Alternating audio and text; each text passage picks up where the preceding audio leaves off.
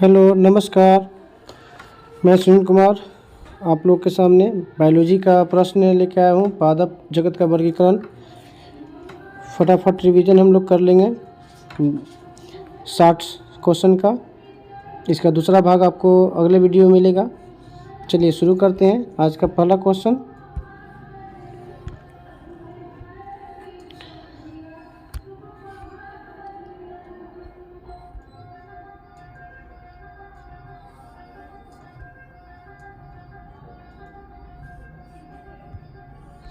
है इनमें किसे वर्गीकी का पिता कहा जाता है? तो लिनियस को कहा जाता है। किसे कहा जाता है? लिनियस को। द्विनाम पद्धति के लेखक किसे कहते हैं? तो लिनियस को ही कहा जाता है। वर्गीकी का प्राकृतिक सिस्टम किस वनस्पति विज्ञान से ने प्रस्तुत किया था? तो इसका आपका आंसर हो जाएगा स्वीडिश ने। किसने? लिनियस कहाँ के थे? तो स्वीडिश के। पुष्पी पादपों को किस में रखा गया है? तो पुष्पी पादपों को फेनोरोगैम्स में रखा गया है। तो पादपों को दो भाग में बांटा गया है, क्रिप्टोगैम्स और फेनोरोगैम्स में। चलिए आगे आते हैं। अपुष्पी पौधे को किस में रखा गया? अभी हम लोग पढ़े पुष्पी पादपों को फेनोरोगैम्स से, तो अपुष्पी पादपों को हम क्रिप्टोगैम्स में रखते हैं।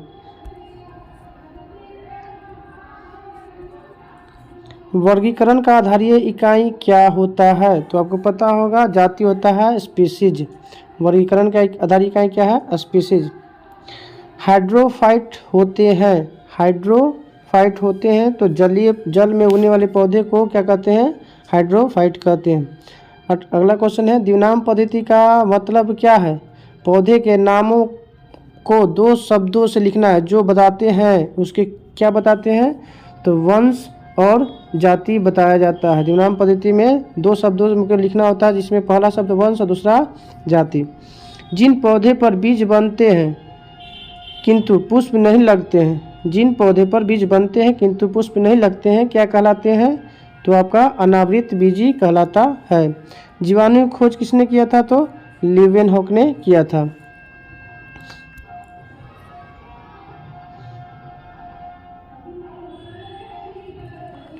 जीवाणु से संबंधित निम्न कथनों में कौन सही है? तो आप लोग हो जाएगा, अधिकांश जीवाणु विविध पोषी होते हैं किंतु कुछ स्वपोषी होते हैं। Option number C. जीवाणु को पौधा माना गया है क्यों माना गया है? क्योंकि यह कठोर कोशिका भित्ति होती है। इसकी कोशिका भित्ति कैसी होती है? कठोर। जीवाणु कोशिकाओं में नहीं पाया जाता है। सूत्रकणिका जीवाणु कोशिका में क्या नहीं पाया जाता है? तो सूत्रकणिका नहीं पाया जाता है। ये सभी क्वेश्चन आपको हर एग्जाम में देखने को मिलेगा। अगला क्वेश्चन है 14 नंबर। आते हैं, जीवाणुओं की साधारण आकृति क्या होती है? साधारणतः किस आकार के होते हैं? तो क्षर रूप के आकार होते हैं। क्षर रूपी आकार के जीवाणु होते हैं। जो जीवाणु का आकार सबसे छोटा होता है उसे क्या कहते हैं? तो कोकस कहते हैं, और इसको हिंदी में गुलाणु कहते हैं। कोकस सबसे छोटा जीवाणु कोकस होता है, जिसको हम हिंदी में कह रहे हैं गुलाणु, कोकस होता है। एक गोल जीवाणु कहलाता है कोकस। हो गया अगला। अभी हम बताए थे कि सबसे छोटा आकार का होता है गुलाणु, जिसको हम गोल जीवाणु क्या कहते हैं? कोकस। एक सर्पिल जीवाणु को क्या कहते हैं? तो सर्पिल जीवाणु को स्पाइरिलम कहा जाता है। क्या कहा जाता है? स्पाइरिलम कहा जाता है। एक सर्पिल जीवाणु क्या कहा जाता है? 17 का हो जाएगा डी नंबर। वास्तविक केंद्रक किनमें अनुपस्थित होता है? तो आप लोग बताइएगा। कवक, लाइकेन, जीवाणु, हरे शैवाल में किस में होता है? तो आपका हो जाएगा जीवाणु में केंद्रक अनुपस्थित होता है। निम्नलिखित में से कौन सर्वाधिक संख्या में पाए जाते हैं? शैवाल, कवक, जीवाणु और कीट में सबसे ज़्यादा कौन पाया जाता है? तो जीवाणु पाया जाता है।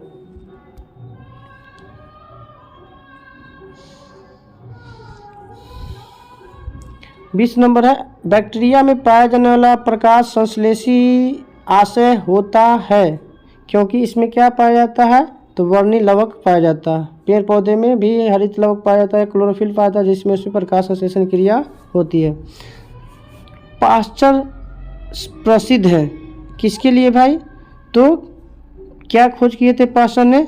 तो किण्वन की खोज किए हैं। किण्वन के अलावा पाश्चुराइजेशन की खोज किए हैं। चलिए 22 नंबर क्वेश्चन आते हैं।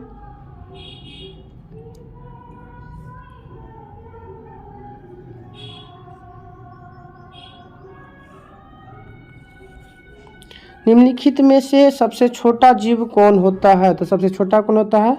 माइकोप्लाज्मा। जो जीवाणु सीधे ही वायुमंडलीय नाइट्रोजन को नाइट्रेट के यौगिक में बदल देते हैं क्या कहलाते हैं? तो विनाइट्रीकरण जीवाणु, सराहने वाले जीव, नाइट्रो स्थिरीकरण जीवाणु या नाइट्रोकारी जीवाणु क्या कहलाते हैं? तो इसका सही आंसर हो जाएगा आपका 23 का सी नंबर, नाइट्रोजन स्थिरीकारी जीवाणु कहते हैं। मूल ग्रंथियाँ पाई जाती है तो किसमें पाई जाती हैं भाई मूल ग्रंथियाँ? तो आपका कुछ लेग्यूमिनस पादपों तथा कुछ अन्य पौधे में भी पाए जाते हैं। अधिक नमक वाले अचार में जीवाणु जीवित नहीं रह पाते हैं। क्यों नहीं जीवित रह पाते हैं? तो ऑप्शन है जीव द्रव संकुचित हो जाते हैं और मर जाते हैं। अचार में जीवाणु के जीवित रहने के लिए आवश्यक पोषक पदार्थ नहीं पाते हैं।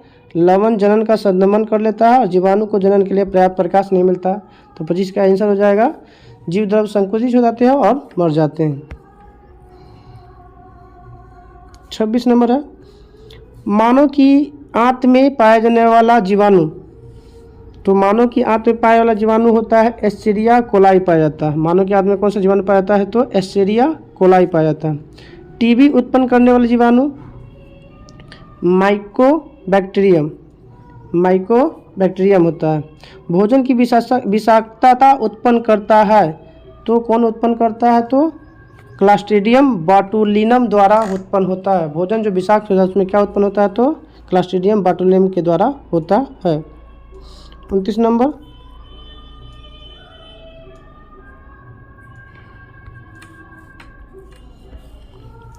एंटीबायोटिक अधिकांशतः प्राप्त होते हैं।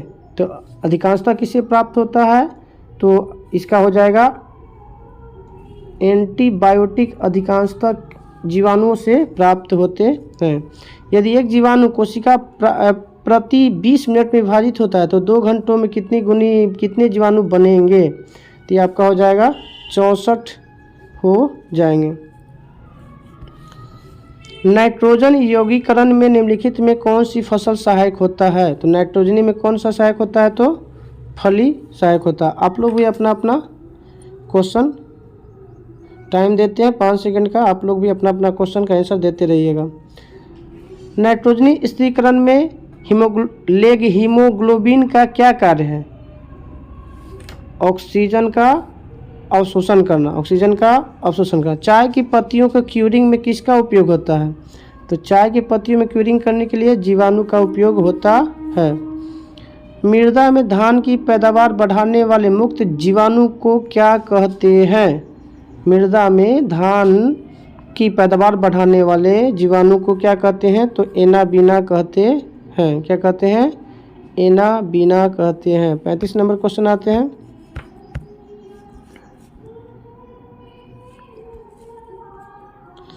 प्रशीतन खाद परीक्षण में मदद करता है।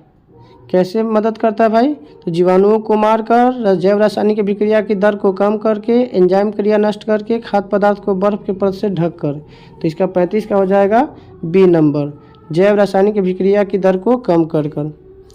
अगला क्वेश्चन है दही जमाने में किस जीवाणु का प्रयोग किया जाता है? तो लैक्टोबैसिलस होता है। कौन होता है? लैक्टोबैसिलस। किसके कारण दूध खट्टा हो जाता है? तो बैक्टीरिया के कारण दूध खट्टा हो जाता है। क्वेश्चन नंबर 38 आते हैं।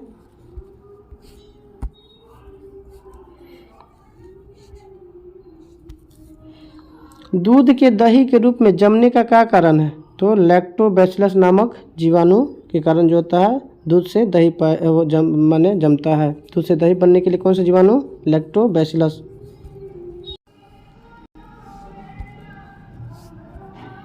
निम्न में कौन सा सहजीवी नाइट्रोजन यौगिकरण जीवाणु है राइजोबियम। सर्वप्रथम विषाणु की खोज किसने किया था? इवानोविस्की ने किया था। विषाणु माने जाते हैं तो क्या माने जाते हैं विषाणु? तो सजीव और निर्जीव के बीच की कड़ी माने जाते हैं। 42 नंबर क्वेश्चन, निम्न में से किसमें एंजाइम नहीं होते हैं? किसमें एंजाइम नहीं पाए जाते हैं? तो विषाणु में एंजाइम नहीं पाए जाते हैं। टीएमवी शब्द संबंधित है तो किससे संबंधित है? टीएमवी शब्द तो विषाणुओं से संबंधित है। विषाणु वृद्धि करता है, विषाणु किस में वृद्धि करेगा? तो जीवित कोशिकाएं में ही वृद्धि कर सकता है। विषाणु निर्जीव माने जाते हैं, क्यों माने जाते हैं? क्योंकि यह क्रिस्टलाइज हो सकते हैं, इस कारण जो है जीवाणु इसीलिए विषाणु निर्जीव माने जाते हैं। 46 नंबर क्वेश्चन है, एंजाइम अनुपस्थित होता है तो एंजाइम किस में अनुपस्थित होता है? तो विषाणुओं में। विषाणु में क्या पाया जाता है? तो विषाणु में क्या पाया जाता है? तो न्यूक्लिक एसिड और प्रोटीन पाया जाता है। न्यूक्लिक एसिड और प्रोटीन पाया जाता है विषाणु में। आलू में मोज़ेक रोग किसके कारण होता है? तो आलू में मोज़ेक रोग विषाणु के कारण होता है। 49 नंबर आते हैं, निम्न में से किस वनस्पति जगत के पौधे को शैवाल के नाम से जाना जाता है? तो शैवाल के नाम से थैलोफाइटा को जाना जाता है। शैवाल की कोशिका भित्ति किसकी बनी होती है? तो शैवालों की कोशिका भित्ति सेलुलोज की बनी होती है। 51 नंबर क्वेश्चन, हाइड्रा की स्रावी कोशिकाओं में कौन सा सहजीवी शैवाल मिलता है? तो यूक्रोरेला मिलता है जो। अब आते हैं 52 नंबर क्वेश्चन, सारगैसो समुद्र का नाम पड़ा है तो सारगैसो क्या है? तो सारगैसो आपका एक शैवाल है जिसके कारण उसका सारगैसो नाम पड़ा है। 53 नंबर क्वेश्चन आते हैं, गलगंड रोग से बचा जा सकता है, कुछ समुद्री खरपतवार खाने से इसका इलाज होता है। इनमें प्रचुर मात्रा में क्या पाया जाता है? तो आयोडीन के कारण। किस शैवाल से आयोडीन प्राप्त किया जाता है? तो लेमिनेरिया से प्राप्त किया जाता है। कौन सा हरा शैवाल है? तो हरा शैवाल रोडोफाइसी कहलाता है। माफ़ी चाहते हैं, हरा शैवाल आपका क्लोरोफाइसी कहलाता है। क्या कहलाता है? लाल। रोडोफाइसी का मतलब होता है लाल शैवाल, फियोफासी का मतलब होता है भूरा शैवाल। चलिए 56 नंबर, निम्न में कौन सा स्वपोषित है? तो स्वपोषित शैवाल है, खुद से अपना भोजन बनाने को कहा जाता है स्वपोषी। अब आते हैं 57 नंबर, कौन सा जैव उर्वरक के रूप में उपयोग होता है? तो जैव उर्वरक के रूप में उपयुक्त होता है राइजोबियम होता है, नीलज शैवाल होता है, एजोला होता है। इसका आंसर सही हो जाएगा डी नंबर। आगे 58 नंबर आते हैं,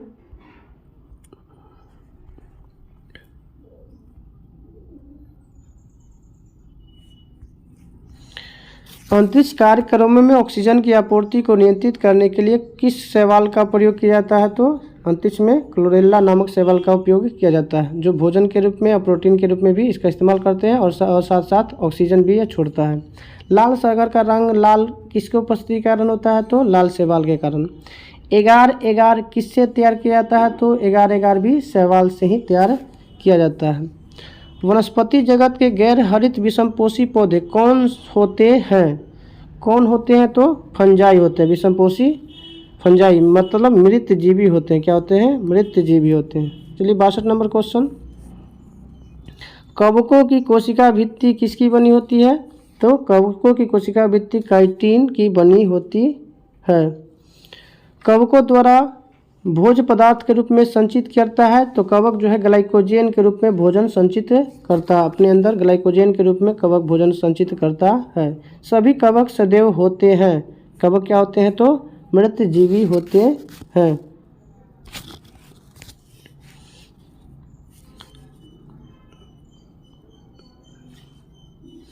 चलिए आगे आते हैं क्वेश्चन 65 नंबर, माइकोराइजा सहजीवी संबंध किसके मध्य होता है? माइकोराइजा संबंध किसके बीच होता है? तो कवक और उच्च पौधे के जड़ों में होता है। वृक्षों के छालों पर उगने वाले कवक को क्या कहते हैं? तो वृक्षों के छालों पर उगने वाले को हम कार्टिकोलस कहते हैं। चट्टानों पर उगने वाले को सेक्सिकोलस कहते हैं।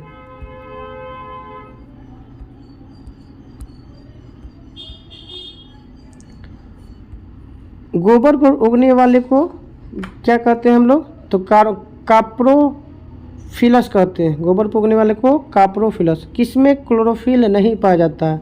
तो कवक में क्लोरोफिल नहीं पाया जाता है। आलू का लेड ब्लाइट उत्पन्न होता है तो फाइटोथेरा इन्फेस्टस के द्वारा जो होता है। चलिए आगे कहते हैं क्वेश्चन 70 नंबर। डबल रोटी के निर्माण में आने वाला कवक कौन होता है?